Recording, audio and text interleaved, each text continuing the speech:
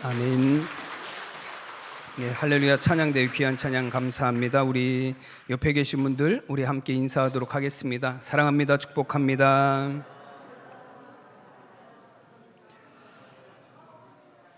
네, 감사합니다. 오늘 이렇게 성령 강림 후 마지막 주일, 또 11월 넷째 주일입니다. 2부 예배에 참여하신 우리 성도님들 가운데 하나님이 주시는 은혜가 충만하시기를 바랍니다. 오늘은 저희가 이사야 44장 6절에서 8절까지 말씀을 함께 봉독했습니다. 말씀의 제목은 나의 왕이신 하나님입니다. 우리 다 함께 제목을 따라 하시겠습니다. 나의 왕이신 하나님. 아멘. 오늘은 교회력으로 왕국 주일입니다. 우리가 성탄절, 추수감사절, 맥추감사절, 우리 부활절, 그런 절기들은 우리가 잘 알고 있지만 왕국주일이라는 절기는 저희가 좀 생소하기도 합니다. 근데 이 왕국주일은 이제 대림절이 시작이 되는 이제 다음 주가 대림절의 시작이잖아요. 대림절이 시작이 되기 전 바로 전주에 저희가 지키는 절기입니다. 어떤 의미를 갖고 있냐면 왕국주일은 예수 그리스도께서 우리의 왕이심을 고백하며 또 우리의 최종 목적지인 예수님이 왕이 되셔서 다스리시는 그 나라를 바라보며 소망하는 그런 절기가 바로 이 왕국주일이라는 절기입니다. 그래서 예수님의 다시 오심, 예수님의 오심을 기다리는 대림절기에 바로 전에 이 왕국주일이 위치하고 있습니다. 그래서 오늘은 저희가 나의 왕이신 하나님이라는 그런 제목을 가지고 여러분 정말 우리의 인생이, 우리의 삶이 왕 되신 하나님을 찬양하고 또 왕 되신 하나님의 인도하심과 통치 가운데 살아가는 귀한 삶이 되시기를 간절히 축원합니다. 오늘 시편 145편 1절과 2절 말씀에 보면 이런 고백이 있습니다. 다윗의 시인데요. 왕이신 나의 하나님이여 내가 주를 높이고 영원히 주의 이름을 송축하리이다. 내가 날마다 주를 송축하며 영원히 주의 이름을 송축하리이다 라고 고백합니다. 여러분, 이 다윗의 시는 어떤 고백을 담고 있냐면 내가 날마다 하나님을 찬양하고 또 영원히 하나님을 찬양하겠다라는 그런 고백이 담겨져 있는 시입니다. 여러분, 유대인의 탈무드에서는 이 시편 145편에 대해서 뭐라고 설명하냐면 이 찬양시를 하루에 3번 고백하는 사람은 장차 다가올 하나님의 나라의 백성임을 확신해도 좋다라고 그렇게 기록하고 있습니다. 여러분, 주님을 왕으로 섬기면서 날마다 찬양하는 삶을 사는 사람들, 또 평생을 하나님을 찬양하는 삶을 살아가는 그런 사람들은 하나님 나라의 백성임이 확실하다는 의미예요. 여러분, 저는 우리 사랑하는 성도님들의 삶에 정말 우리의 왕 되신 하나님을 찬양하는 삶이 되시기를 간절히 축원합니다. 날마다 우리의 평생을 하나님을 찬양하는 삶을 통해서 여러분 하나님의 통치 가운데 살아가는 우리 성도님들 되시기를 간절히 축원합니다. 오늘은 저희가 이사야 44장 6절과 8절, 6절부터 8절까지 말씀을 통해서 하나님이 나의 왕이시다라는 고백이 왕 되신 하나님이시다라는 게 어떤 의미를 갖고 있는지 함께 말씀을 통해서 함께 은혜를 나누도록 하겠습니다. 여러분, 하나님이 우리의 왕이 되신다라는 신앙의 고백은 어떤 의미를 갖고 있냐면 하나님은 우리의 처음이시고 마지막이시다라는 고백이에요. 오늘 6절에서 이렇게 말씀합니다. 이스라엘의 왕인 여호와, 이스라엘의 구원자인 만군의 여호와가 이같이 말하노라. 나는 처음이요 나는 마지막이라. 나 외에 다른 신이 없느니라 말씀합니다. 여러분, 우리의 왕이신 하나님은 온 우주의 시작이시고 또 온 우주의 마지막이라고. 여러분, 세상의 처음도 하나님이셨고 세상의 마지막도 하나님이시다라고 말씀하고 있습니다. 여러분, 하나님은 세상을 창조하셨고 마지막 때에 하나님의 나라를 완성하실 것입니다. 그것이 하나님이 처음이고 마지막이다라는 의미입니다. 우리의 인생의 시작도 하나님이시고 우리의 인생의 마지막도 하나님이신 줄로 믿습니다. 시편 48편 14절에서 시인은 이런 고백을 합니다. 이 하나님은 영원히 우리의 하나님이시니 그가 우리를 죽을 때까지 인도하시리로다 라고 말씀합니다. 어떤 의미예요? 하나님은 영원히 우리의 하나님이시다라는 거예요. 그래서 그 하나님이 나의 인생의 마지막까지 나의 삶을 인도하실 것입니다. 여러분, 이러한 신앙의 고백입니다. 이사야 43장 18절에서 이사야 선지자는 너희는 이전 일을 기억하지 말며 옛날 일을 생각하지 말라 말씀합니다. 여러분, 이전 일이라는 것, 옛날 일이라는 것은 무엇을 의미합니까? 여러분, 하나님의 통치와 하나님의 다스림 이전의 삶을 의미하는 것입니다. 하나님이 왕 되신 삶을 살지 않고 여러분, 내 생각과 내 욕심에 이끌려 살아가던 그런 삶을 말하는 겁니다. 여러분, 그리고 하나님을 만나고 나서야 우리의 삶이 비로소 시작이 되었다라고 말씀하시는 사건이에요. 그래서 마지막까지 영원히 우리의 왕이 되셔서 하나님의 인도하심 가운데 살아가게 될 거다라는 말씀이에요. 그래서 이사야 43장 18절 이후에 19절에서는 이렇게 말씀합니다. 보라, 내가 새 일을 행하리니 이제 나타낼 것이라 말씀합니다. 이전 일은 생각하지도 말고 옛날 일은 기억하지도 말라고 말씀하시면서 하시는 말씀이 이제 내가 너를 통해서 새 일을 행할 것이다라고 말씀하셨습니다. 어떤 의미예요? 이제부터 너희의 인생은 시작이다라고 말씀하시는 거예요. 여러분, 우리의 인생은 하나님의 다스리심과 통치 가운데서 새로운 시작을 맞이하게 되는 줄로 믿습니다. 그래서 고린도후서 4장에서도 뭐라고 말씀하냐면 너희는 그리스도 안에서 새로운 피조물이라 말씀합니다. 여러분, 우리는 이미 존재했어요. 근데 그리스도 안에서, 하나님 안에서 우리는 새롭게 피조된 존재다라고 말씀합니다. 우리의 삶이 이제는 새로운 시작이 이루어졌다라는 걸 의미합니다. 여러분, 하나님이 왕 되셔서 우리의 삶이 새롭게 시작이 되시는 줄로 믿습니다. 그리고 왕 되신 그 하나님은 우리의 삶을 마지막까지 인도하시는 줄로 믿습니다. 여러분, 사사기서에서, 구약 성경에 보면 사사기서에서 가장 많이 나오는 구절 중에 하나가 뭐냐면 이스라엘의 왕이 없음으로라는 구절이에요. 사사기 17장 이후에 이 이스라엘의 왕이 없다라는 구절이 4번이나 등장을 합니다. 사사기 17장 6절에 보면 그때에는 이스라엘의 왕이 없으므로 사람마다 자기 소견에 옳은 대로 행하였더라 말씀합니다. 여러분, 사사기 18장 1절에서도 그때 이스라엘의 왕이 없었고라고 말씀합니다. 그리고 사사기 19장 1절에서도 이스라엘의 왕이 없을 그때에 라고 말씀합니다. 사사기 21장 25절에서도 그때 이스라엘의 왕이 없으므로 사람들이 각기 자기의 소견에 옳은 대로 행하였더라 말씀합니다. 왕이 없으니 사람들이 어떻게 살았어요? 자기 소견에 옳은 대로. 고상한 말 같죠? 자기가 생각하기에 옳은 대로 살았다라고 고상한 말 같지만 결국엔 어떻게 살았다는 거예요? 네, 지 멋대로? 네, 맞습니다. 자기 마음대로 살았다라는 거예요.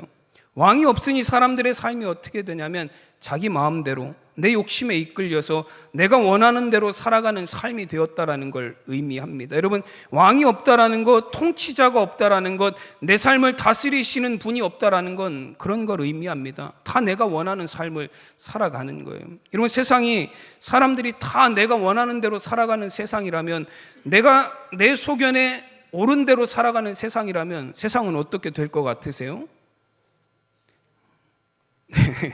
우리 장로님 개판이라고 그러시네. 엉망진창이죠, 그렇죠? 내 소견에 옳은 대로 다 그렇게 살아가면 세상이 어떻게 되겠습니까?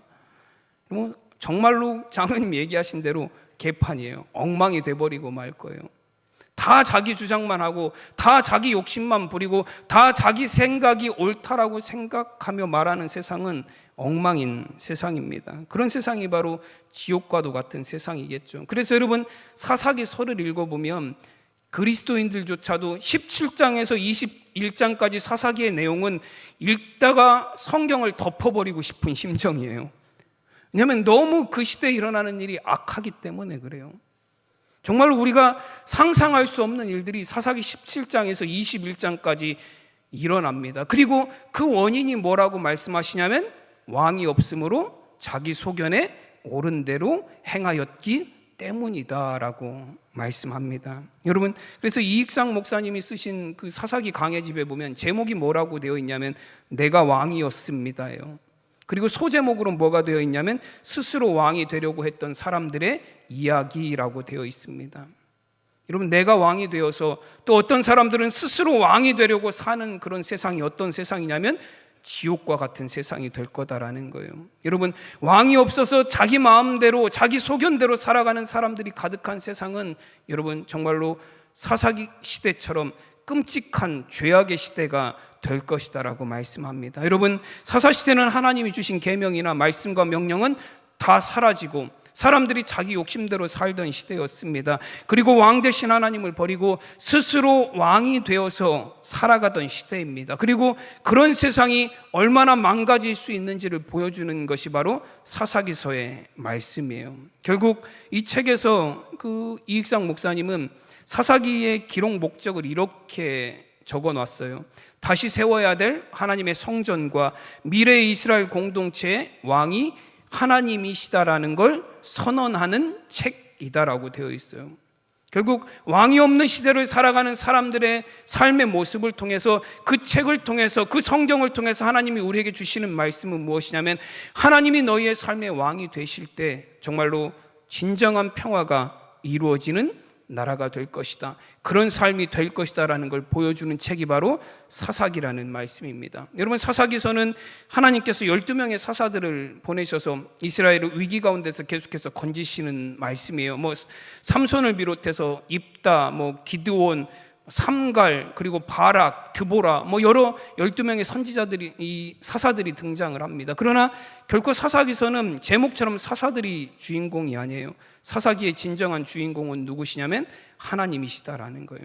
하나님이 왕이 되셔서 다스리시는 나라, 하나님이 왕이 되셔서 통치하시는 그 삶이 하나님이 주시는 진정한 구원과 평화를 누린다라는 말씀입니다. 여러분, 저는 우리 사랑하는 성도님들의 삶 가운데, 정말 우리의 신앙생활 가운데 여러분 하나님이 왕이 되시는 진정한 하나님의 통치가 이루어지는 삶이 되시기를 간절히 축원합니다. 여러분, 여전히 내가 내 삶의 왕이 되어서 여러분 내가 이끌어가는 삶이 아니라 하나님이 우리의 삶의 왕이 되셔서 하나님이 인도하시는 삶이 되시기를 주님의 이름으로 축원합니다.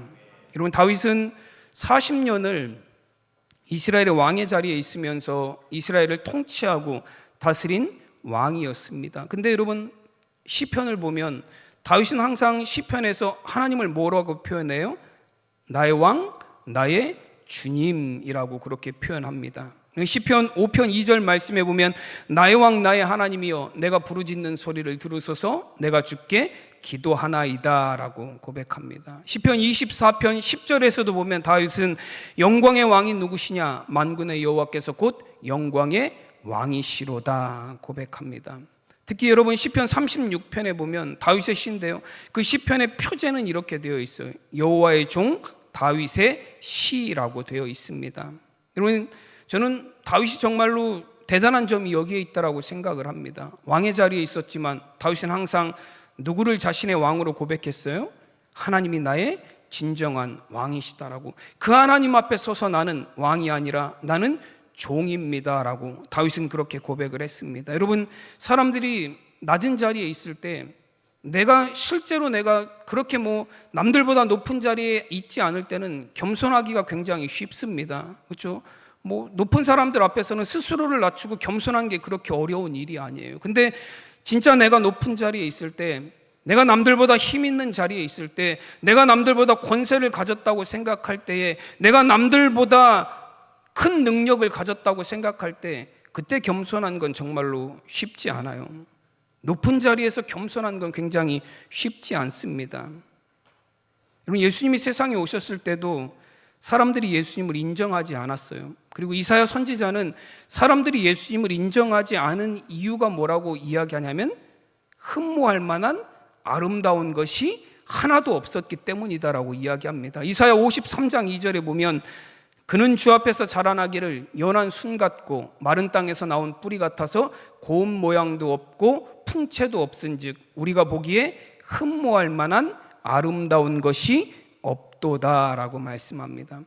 예수님이 오셨을 때 세상에 어떻게 오셨죠? 마구간에 오셨고 목수인 요셉의 아들로 태어나셨고 세상 사람들이 보기에 메시아라고 구원자라고 우리의 왕으로 오셨다라고 하는 분이 어때요? 세상 사람들이 보기에 흠모할 만한 아름다운 것이 하나도 없는 거예요. 메시지 성경에서는 조금 더 이걸 적나라하게 표현해 놨습니다. 뭐라고 메시지 성경에서는 표현해 놨냐면 흠모할 만한 아름다운 것이 없다라는 구절을 이렇게 표현했어요. 2번 쳐다볼 만한 가치가 없었다. 여러분, 예수님의 모습이 그랬다라는 거예요.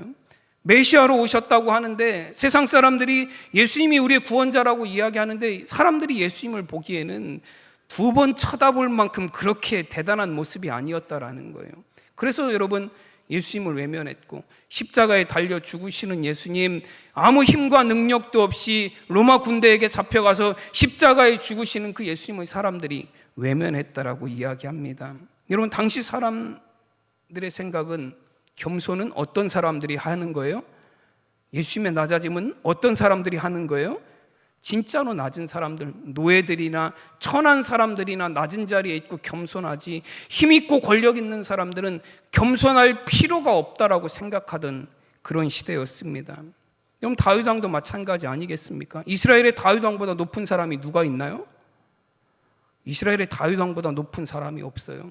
여러분, 이 다윗 왕은 이스라엘뿐만 아니라 그가 다스리는 지역을 넘어서까지 스바의 여왕도 그 다윗 왕을, 솔로몬 왕이죠. 네. 다윗 왕 때 그 다윗 왕 시절뿐만 아니라 그 주변에 있던 모든 나라들까지도 다윗 왕에게 조공을 바치고 복종하던 그런 시절이에요. 그럼 다윗 왕은 그 나라뿐만 아니라 주변 나라들에게도 왕으로서의 권력을 행사하던 위치에 있었던 사람입니다. 여러분, 그런 다윗 왕이 하나님 앞에서 뭐라고 고백을 하냐면, 나는 하나님의 종입니다. 나의 왕은 하나님이십니다라고 고백합니다.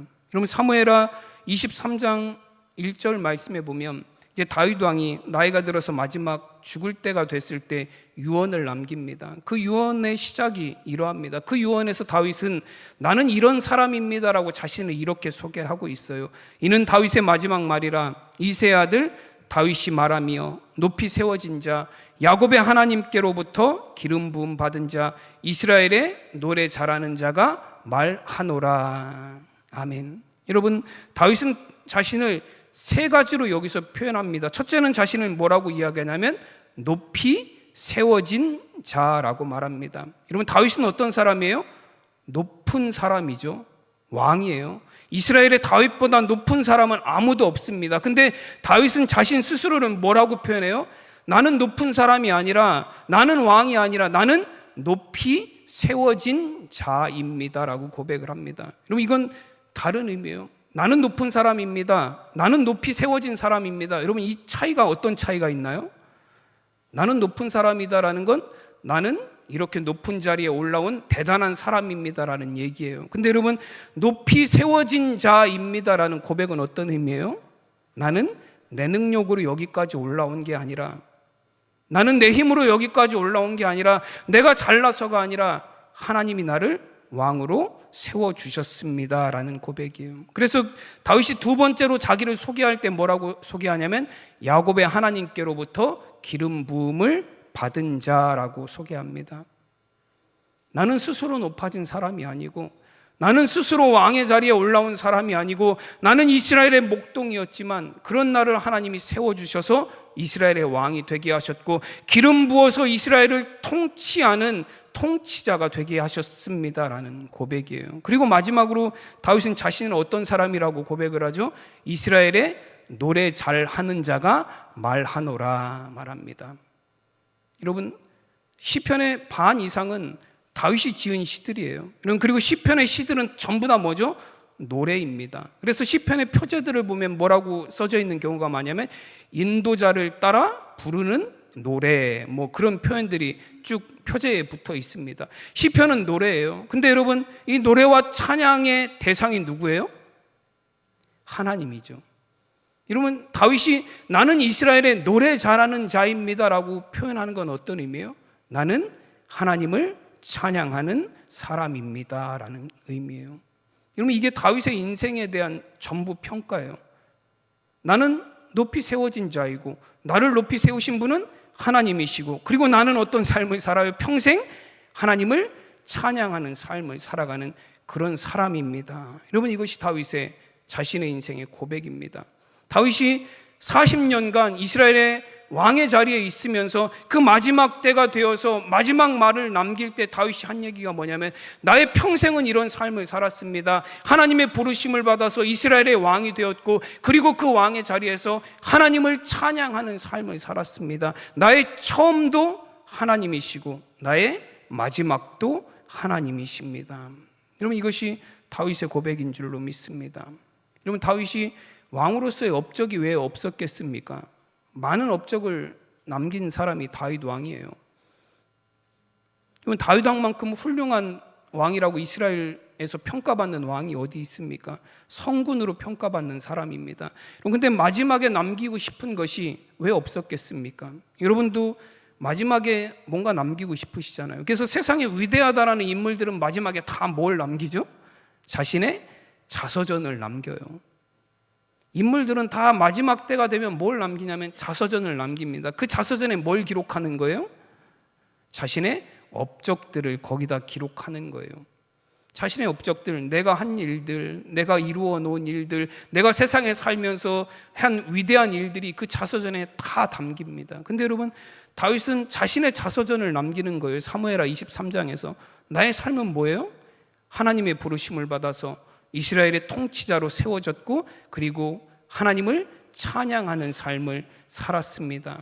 나의 처음도 하나님이시고 나의 마지막도 하나님이십니다. 여러분, 저는 우리 사랑하는 성도님들의 삶에 정말로 이런 고백이 있으시기를 간절히 축원합니다.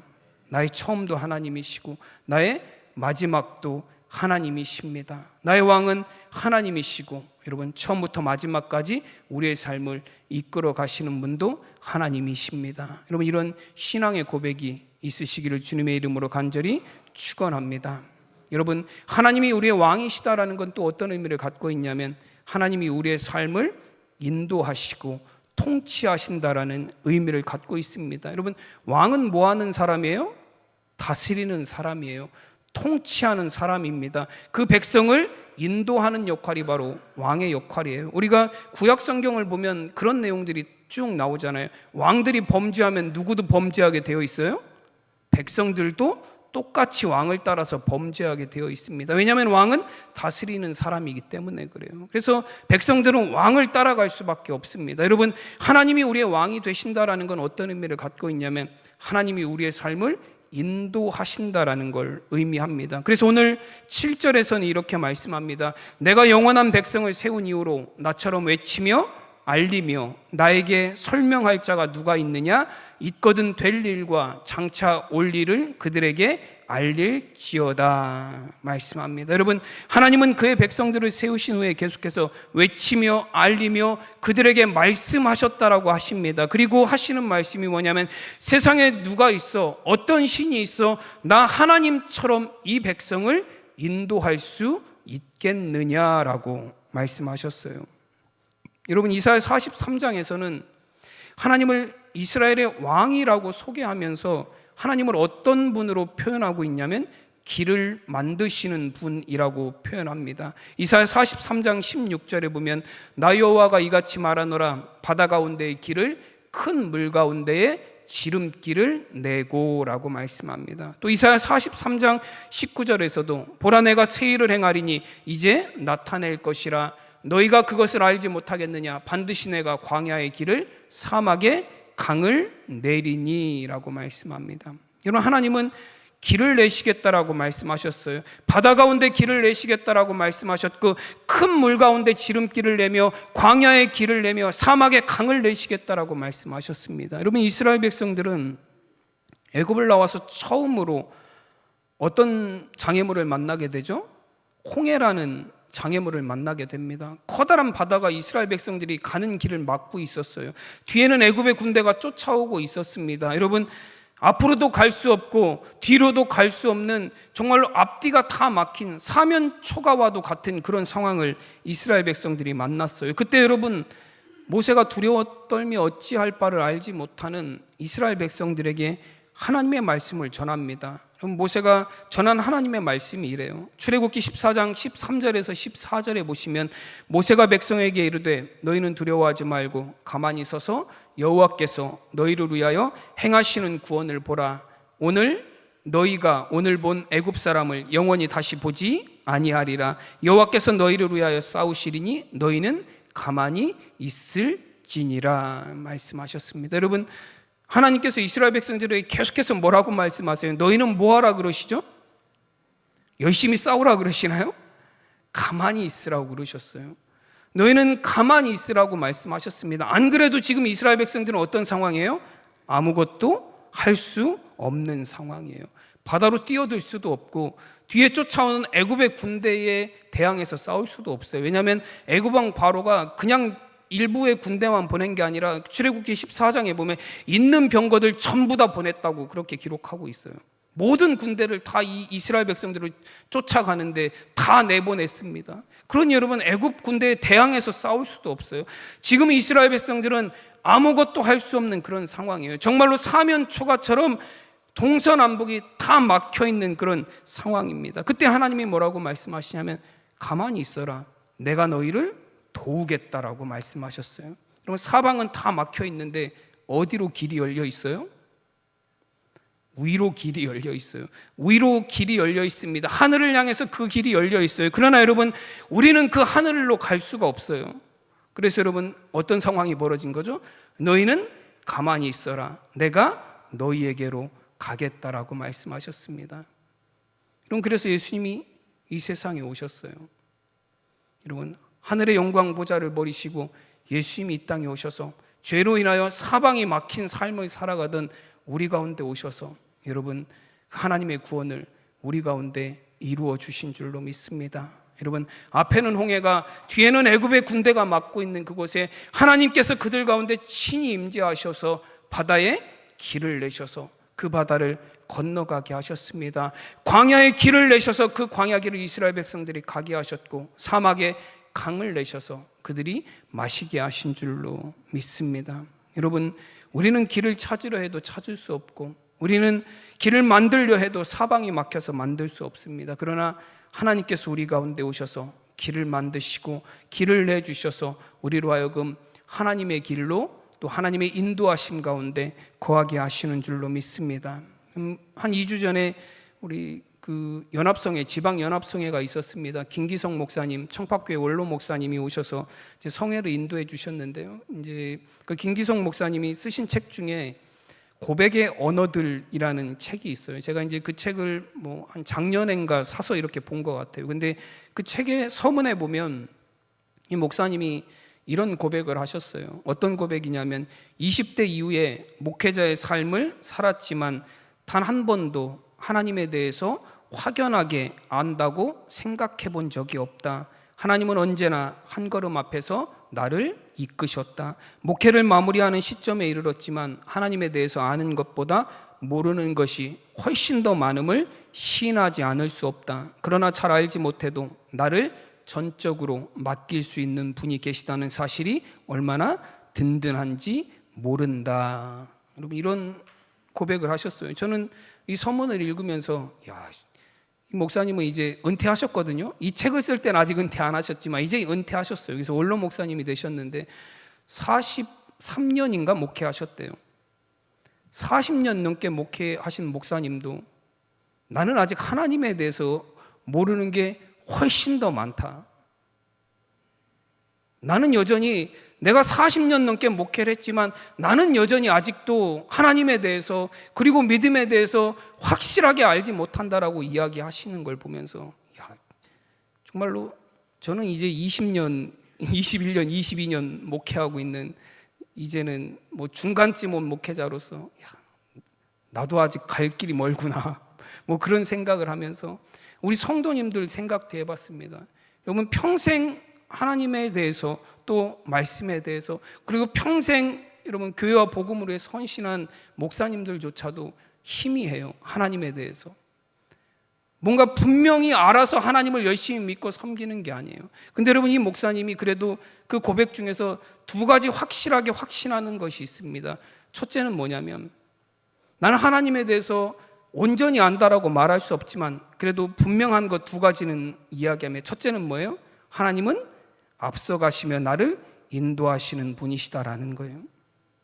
하나님은 앞서가시며 나를 인도하시는 분이시다라는 고백이에요. 그래서 내가 하나님이 어떻게 나를 인도하시는지 나는 정확히 알 수 없지만 그럼에도 불구하고 분명한 것은 하나님은 앞서가시면서 나를 인도하시는 분이시다라는 거예요.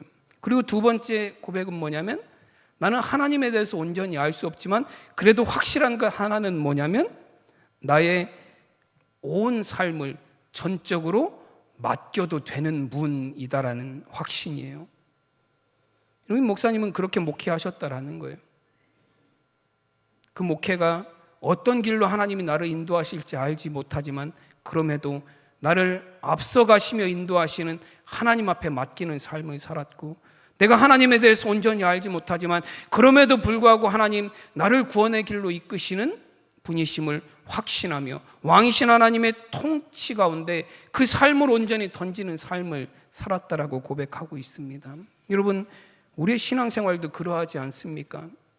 수십 년 신앙생활했지만 하나님이 어떤 분인지 우리는 제대로 알지 못해요. 그럼에도 불구하고 우리가 확신하는 것 한 가지는 무엇입니까? 하나님은 우리의 왕이시고 우리의 구원자이시고 지금도 우리의 삶을 인도하고 계시는 분이시다라는 거예요. 여러분, 우리의 삶을 온전히 던져 신뢰할 만한 분이 바로 하나님이시다라는 겁니다. 여러분, 저는 우리 사랑하는 성도님들의 삶에 이런 믿음의 고백이 있으시기를 간절히 축원합니다. 우리가 하나님에 대해서 다 알아서 고백하는 거 아니에요. 누구나 다 하나님에 대해서 하나님이 우리에게 보여주시는 것이 아니면 우리는 하나님에 대해서 알 수 없어요. 그래서 여러분, 그걸 뭐라고 이야기하냐면 계시라고 얘기해요. 계시는 뭐예요? 우리는 보여주는 것만 볼 수 있습니다. 그럼에도 불구하고 여러분, 우리 가운데 믿음이 있다는 건 무엇을 의미하냐면 그 하나님이 우리의 왕이 되시며 그 하나님이 우리의 구원자가 되시며 그 하나님이 우리를 인도하시는 분이시다라는 믿음이에요. 여러분, 그 믿음으로 하나님을 신뢰하며 여러분 믿음의 길을 걸어가는 우리 성도님들이 되시기를 간절히 축원합니다. 여러분, 그리고 마지막으로 하나님 왕 되신 우리 하나님께서 우리의 삶을 그 하나님을 증언하는 증인이 되게 하신다라고 말씀합니다. 하나님은 우리에게 증인이 되게 하시는 하나님이세요. 오늘 8절에 보시면 너희는 두려워하지 말며 겁내지 말라. 내가 예로부터 너희에게 듣게 하지 아니하였느냐? 알리지 아니하였느냐? 너희는 나의 증인이라. 나 외에 신이 있겠느냐? 과연 반석은 없나니 다른 신이 있음을 내가 알지 못하노라. 아멘. 여러분, 하나님께서 이스라엘 백성들을 향해서 너희는 나의 증인이라고 말씀하셨습니다. 그리고 어떤 증인이냐면 너희가 무엇을 세상에 나타내는 증인이냐면 하나님 외에 다른 신이 없음을, 그리고 하나님만이 우리의 유일한 구원자이심을 보여주는 증인이라는 거예요. 여러분, 우리 사랑하는 하나님의 백성들, 여러분, 하나님을 왕으로 섬기며 살아가는 하나님의 백성들은 이 세상에 하나님의 증인으로 살아갑니다. 하나님만이 유일한 구원자이시고 하나님만이 유일한 왕이심을 세상에 보여주며 살아가는 사람들이 그리스도인들이라는 거예요. 이사야 43장 11절 12절에서는 이렇게 선지자는 고백을 합니다. 나 곧 나는 여호와라. 나 외에 구원자가 없느니라. 내가 알려주었으며 구원하였고 보였고 너희 중에 다른 신이 없었나니 그러므로 너희는 나의 증인이요 나는 하나님이니라. 여호와의 말씀이니라. 아멘. 여러분, 하나님은 우리에게 말씀해 주셨고 구원해 주셨고 하나님의 일들을 나타내 주셨다라고 말씀합니다. 여러분, 그 하나님이 우리를 구원하셨고 우리에게 말씀해 주셨으니 우리는 그 하나님의 증인된 삶을 살아야 된다라고 말씀합니다. 여러분, 예수님께서도 사도행전 1장 8절에 보면 이제 부활하시고 제자들과 40일 함께 지내신 후에 승천하시기 전에 제자들을 향해서 이렇게 말씀하셨습니다. 오직 성령이 너희에게 임하시면 너희가 권능을 받고 예루살렘과 온 유대와 사마리아와 땅끝까지 이르러 내 증인이 되리라 하시니라. 아멘. 여러분, 우리의 삶을 증인의 삶이라고 말씀하셨어요. 하나님만이 참 신이시며 오직 예수 그리스도만이 유일한 구원자이심을 세상에 증거하며 살아가는 삶입니다. 여러분, 증인이라는 말은 히브리어로 보면 예드라는 단어를 사용합니다. 근데 이 단어는 어떤 뜻을 갖고 있냐면 복사하다 혹은 반복하다라는 뜻을 갖고 있어요. 우리가 증인의 삶을 산다라는 건 예수님의 삶을 복사하는 거예요. 예수님의 삶을 반복하는 겁니다. 여러분, 예수님께서도 그 세종 목요일에 이제 십자가에 죽으시기 전에 마지막 날 밤에 제자들의 발을 씻으셨잖아요. 제자들의 발을 씻으시고 예수님이 하신 말씀이 뭐냐면 요한복음 13장 15절에 보면 내가 너희에게 행한 것 같이 너희도 행하게 하려 본을 보였노라 말씀하셨습니다. 그리고 나서 요한복음 13장 34절 35절에서 또 예수님 이어서 말씀하시기를 새 계명을 너희에게 주노니 서로 사랑하라. 내가 너희를 사랑한 것 같이 너희도 서로 사랑하라. 너희가 서로 사랑하면 이로써 모든 사람이 너희가 내 제자인 줄 알리라 말씀하셨습니다. 이 요한복음 13장 34절 35절은 어떤 말씀이에요? 내가 너희를 사랑한 것 같이 너희도 서로 사랑하며 살면 비로소 세상의 모든 사람들이 너희가 누구인지 알게 될 거라고요. 예수님의 제자인 줄 알게 될 거다라는 거예요. 즉 여러분, 예수님이 사셨던 그 사랑의 삶을 우리도 세상에서 살아가면 세상 사람들은 우리가 어떤 사람인 줄 알아요? 예수님의 제자인 줄 안다라는 거예요. 여러분, 이것이 증인의 삶을 살아간다라는 걸 의미합니다. 여러분, 우리는 왕 되신 하나님을 섬기며 살아가는 사람들입니다. 왕 되신 하나님의 통치 아래 살아가는 사람들입니다. 왕 되신 하나님의 인도하심 가운데 살아가는 사람들이고, 여러분, 왕 되신 하나님의 구원의 은혜 가운데 살아가는 사람들인 줄로 믿습니다. 여러분, 우리가 그 구원의 은혜를 누리며 서로 사랑하며 이 땅에 하나님만이 우리의 유일한 구원자이시며 우리의 유일한 왕이심을 증언하며 살아갈 수 있는, 여러분, 참된 성도의 삶을 살아가는 우리 모든 성도님들이 되시기를 간절히 축원합니다. 기도하겠습니다. 하나님의 은혜와 사랑을 감사드립니다. 우리의 왕이신 하나님, 우리가 하나님을 섬기며 하나님만 찬양하는 삶이 되기를 원합니다. 우리의 처음이시오 마지막이신 그 하나님, 지금도 우리의 삶을 인도하여 주셔서 하나님의 나라로 하나님의 구원으로 우리를 이끌어 가시는 그 하나님을 신뢰하게 하여 주시옵소서. 우리는 하나님에 대해서 온전히 알 수 없지만 하나님, 우리는 믿음으로 하나님을 신뢰하며 살아갑니다. 하나님만이 우리를 죄에서 구원하실 구원자이시며 하나님만이 우리를 구원으로 이끄시는 왕이심을 믿으며 살아갑니다. 우리 사랑하는 성도들의 삶이 그 하나님을 세상에 나타내는 온전한 증인의 삶이 되게 하여 주시고, 하나님, 하루하루 우리의 삶을 통하여 하나님의 영광을 세상에 나타내며 살아가는 삶이 되게 하여 주시옵소서. 감사하며 우리 주 예수 그리스도의 이름으로 기도드리옵나이다.